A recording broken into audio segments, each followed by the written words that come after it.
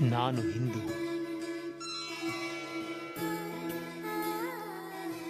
ನಮ್ಮ ಸಂಸ್ಕೃತಿ ನಮ್ಮ ಹೆಮ್ಮೆ.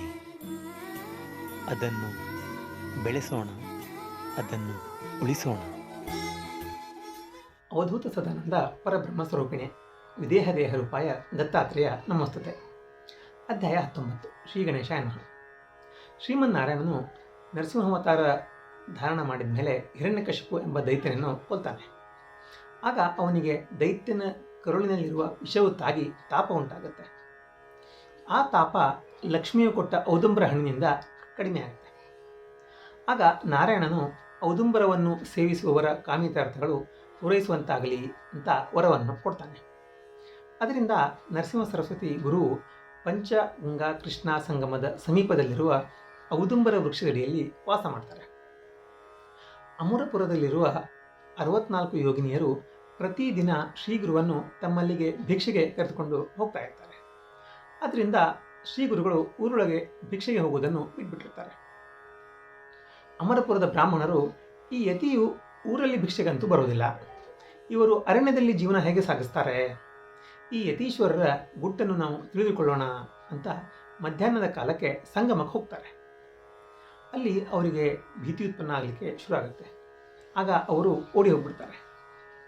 ಗುರುವನ ಆಳವನ್ನು ಪರೀಕ್ಷಿಸುವುದು ಅಂತಂದರೆ ಯಮಲೋಕದ ದಾರಿ ಹಿಡಿದಂತೆ. ಮಧ್ಯಾಹ್ನ ಆದಮೇಲೆ ಯೋಗಿನಿಯರು ನದಿಯೊಳಗಿನಿಂದ ಬಂದು ಶ್ರೀ ಗುರುವಿಗೆ ನಮಸ್ಕಾರ ಮಾಡಿ ಅವರನ್ನು ತಮ್ಮ ಸ್ಥಾನಕ್ಕೆ ಕರೆದುಕೊಂಡು ಹೋಗ್ತಾರೆ. ಆಗ ನದಿಯು ಇಬ್ಬಾಗವಾಗಿ ದಾರಿ ಮಾಡಿಕೊಡುತ್ತೆ. ಅವರು ಅಲ್ಲಿ ಭಿಕ್ಷೆಯನ್ನು ತಕ್ಕೊಂಡು ತಿರುಗಿ ಬರ್ತಾರೆ.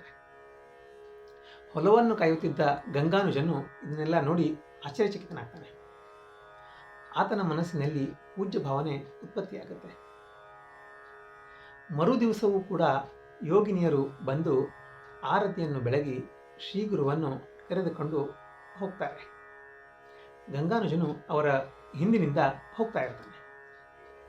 ಶ್ರೀಗುರು ಹತ್ತಿರ ಹೋದ ಕೂಡಲೇ ಆ ನದಿಯು ಇಬ್ಬಾಗವಾಗುತ್ತೆ. ರತ್ನಖಚಿತವಾದ ಭವ್ಯ ನಗರವು ಅಲ್ಲಿ ಒಳಗಡೆ ಕಾಣಿಸಿಕೊಳ್ಳುತ್ತೆ. ಅಲ್ಲಿ ಉತ್ತಮಾಸನದ ಮೇಲೆ ಶ್ರೀಗುರುವನ್ನು ಕುಳ್ಳರಿಸಿ ಷೋಡಶೋಪಚಾರಗಳಿಂದ ಪೂಜೆ ಮಾಡಿ ಪಕ್ವಾನ್ನಗಳನ್ನು ಭೋಜನವಾಗಿ ಕೊಡ್ತಾರೆ. ಇದನ್ನು ಕಂಡು ಗಂಗಾನುಜ ಬೆರಗಾಗ್ತಾನೆ. ಶ್ರೀಗುರು ತಿರುಗಿ ಬರುವಾಗ ಗಂಗಾನುಜನನ್ನು ನೋಡ್ತಾರೆ. ಆವಾಗ ಗಂಗಾನುಜನನ್ನು ಕುರಿತು ಕೇಳ್ತಾರೆ, ನೀನೇಕೆ ಇಲ್ಲಿಗೆ ಬಂದೆ ಅಂತ. ಆಗ ಗಂಗಾನುಜ, ಗುರುವೇ, ತಮ್ಮ ದರ್ಶನಕ್ಕಾಗಿ ಬಂದಿದ್ದೆ. ನೀವು ಪ್ರತ್ಯಕ್ಷ ತ್ರೈಮೂರ್ತಿ ಇದ್ದೀರಿ. ನಿಮ್ಮ ಸ್ವರೂಪ ಜ್ಞಾನ ತಿಳಿಯುವುದು ಹೇಗೆ? ನಾವು ಅಜ್ಞಾನದಲ್ಲಿರುವೆವು. ಈ ಭವಸಾಗರವನ್ನು ಉದ್ಧರಿಸುವವನು ನೀನೇ. ಆದ ಕಾರಣ ನೀನು ಭೂಮಿಯಲ್ಲಿ ಅವತರಿಸಿರುವೆ ಅಂತ ಸ್ತೋತ್ರ ಮಾಡ್ತಾನೆ. ಆಗ ಶ್ರೀಗುರುವು ಸಂತುಷ್ಟನಾಗಿ, ಗಂಗಾನುಜನೇ, ನೀನು ಈಗ ಇಲ್ಲಿ ಕಂಡದ್ದನ್ನು ಯಾರ ಮುಂದೆಯೂ ಹೇಳಬೇಡ.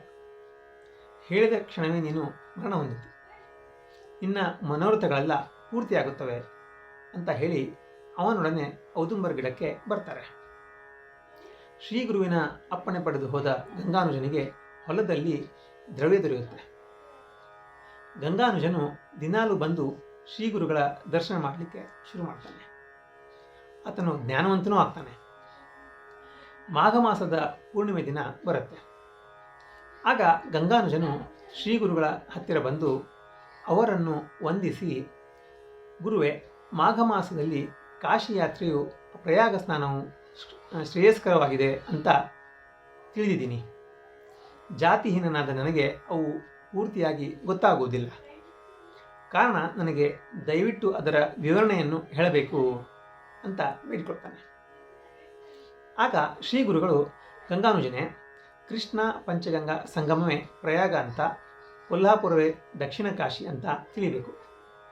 ಬೇಕಾದರೆ ಪ್ರತ್ಯಕ್ಷವಾಗಿ ನೀನು ಅದನ್ನು ನೋಡಿ ಮನಗಾಣಬಹುದು ಅಂತ ಹೇಳ್ತಾರೆ.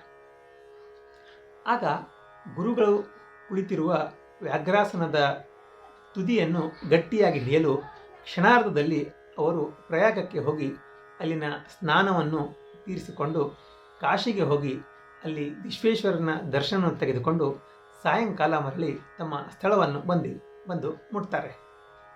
ಶ್ರೀಗುರುವಿನ ಈ ಅದ್ಭುತವನ್ನು ಕಂಡು ಗಂಗಾನುಜನು ವಿಸ್ಮಯಗೊಳ್ತಾನೆ.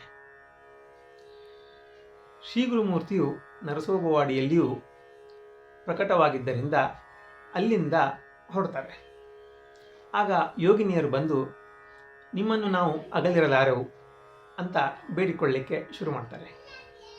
ಆಗ ಶ್ರೀಗುರು ಅವರಿಗೆ ಅದೃಶ್ಯವಾಗಿ ಈ ಔದುಂಬರದ ಗಿಡದ ಬಳಿಯಲ್ಲಿ ನಾನು ಶಾಶ್ವತವಾಗಿ ಇರುತ್ತೇನೆ, ಅನ್ನಪೂರ್ಣೆಯನ್ನು ಇಲ್ಲಿಯೇ ಸ್ಥಾಪಿಸುತ್ತೇನೆ, ಇಲ್ಲಿರುವ ಪಾದುಕೆಗಳನ್ನು ಪೂಜಿಸಿದವರ ಇಚ್ಛೆಗಳು ಪೂರ್ಣವಾಗುತ್ತವೆ, ನೀವು ನನ್ನ ಸೇವೆ ಮಾಡುವ ಭಕ್ತನಿಗೆ ಸಹಾಯವನ್ನು ಸಲ್ಲಿಸುತ್ತಾ ಇಲ್ಲಿಯೇ ನಿಲ್ಲಿರಿ ಅಂತ ಹೇಳಿ ಅವರಿಗೆ ಅಪ್ಪಣೆ ಕೊಟ್ಟು ಅಲ್ಲಿಂದ ಭೀಮಾ ತೀರದಲ್ಲಿರುವ ಗಾಣಗಾಪುರಕ್ಕೆ ತೆರಳಿದರು ಎಂಬಲ್ಲಿಗೆ ಶ್ರೀ ಗುರುಚರಿತ್ರೆಯ 19ನೇ ಅಧ್ಯಾಯವು ಸಮಾಪ್ತಿಯಾಯಿತು.